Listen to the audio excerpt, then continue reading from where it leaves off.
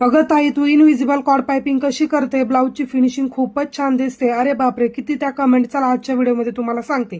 त्यासाठी लागणारा हा कपडा तुम्हाला टेलरिंग शॉपमध्ये 80 रुपये पर मीटरने भेटेल आणि हा दोऱ्याचा रीळ तुम्हाला 30 रुपयापासून ते 100 रुपयापर्यंत भेटतो. ते आता मीटरवरती अवलंबून असतो. मी व्हिडिओमध्ये दाखवते तो 50 रुपयाचा आहे.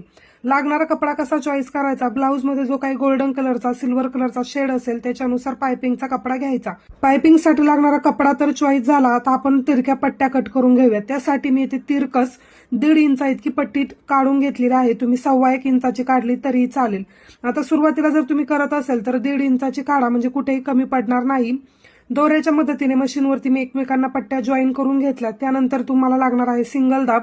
तुमच्याकडे जर फुल सेटल हाफ सेटल मशीन असेल तर सिंगल दाब तुम्हाला दुसरा परचेस करावा लागेल, जो की तुम्हाला 20 रुपयामध्ये भेटतो. आता ह्या मशीनला ऑटोमॅटिकली आहे त्याच्यामुळे तो मी सेट करून घेतला. त्यानंतर दोरी त्या कपड्यामध्ये अशा पद्धतीने ठेवलेली आहे मध्यभागी, आणि त्यानंतर जिथे दोरी ठेवली अगदी त्याच्या बाजूने सिंगल दाबच्या मदतीने मी इथे टीप मारून घेते. अगदी व्हिडिओमध्ये दाखवल्याप्रमाणेच प्रोसेस तुम्हाला फॉलो करायची आहे.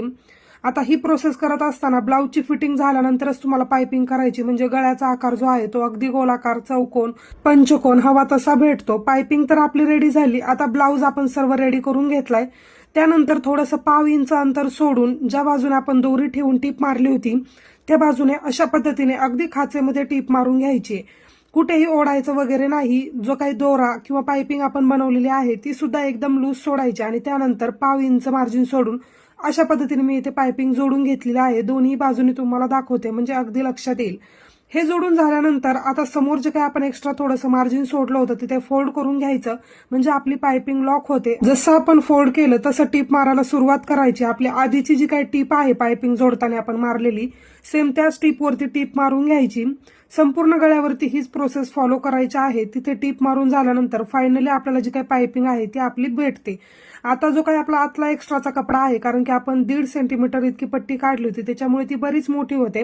जर तुम्ही अगदीच तुम्ही प्रो असाल तर 1.25 इंचाची पट्टी काढली तरी चालेल. सुरुवातीला 1.5 इंचाची सांगितल्याप्रमाणे काढा. काढल्यानंतर आता पायपिंग तर आपल्याला भेटलेली आहे. आता डबल दाब यूज केला तरी चालेल. जी काही पायपिंग आपल्याला भेटलेली आहे त्याच्या अगदी खाचेमध्येच टीप मारून घ्यायची.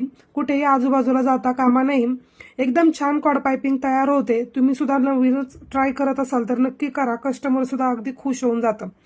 पहा, अगदी आपली छान अशी पायपिंग आपल्याला भेटली की नाही. आता जी काही आपली आतमधली पायपिंग आहे तिला आपल्याला सेट करून घ्यायची. त्याच्यासाठी ब्लाऊजचा कपडा उलटा केला आणि त्याच्यावरती एक टीप मारून घेतली आणि पहा, इनविजिबल पायपिंग आपली फिनिशिंग मध्ये तयार झालेली आहे.